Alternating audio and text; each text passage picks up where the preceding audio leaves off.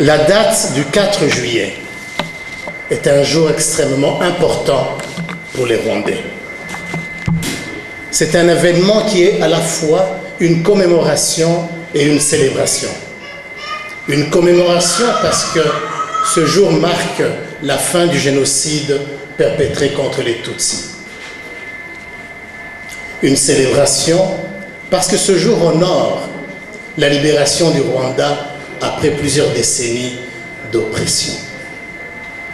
Bien sûr, ces deux aspects sont étroitement liés et on ne peut pas mentionner l'un sans évoquer l'autre. La libération du Rwanda est l'aboutissement de la longue résistance et la lutte de tous ceux qui ont refusé l'inadmissible. Nous rendons hommage à tous les Rwandais, victimes du génocide ou combattants de la liberté qui sont tombés dans ce combat pour la dignité.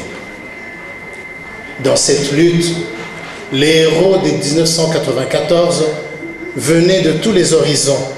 Ils représentaient toutes les composantes de la nation et de la société rwandaise, sans distinction d'âge, de sexe, de religion ou de quelque appartenance que ce soit. Réunis autour de son Excellence Paul Kagame, à l'époque commandant des troupes du Front patriotique rwandais, dans un combat commun contre la haine, ils se sont engagés dans une lutte pour la liberté, l'égalité et la justice.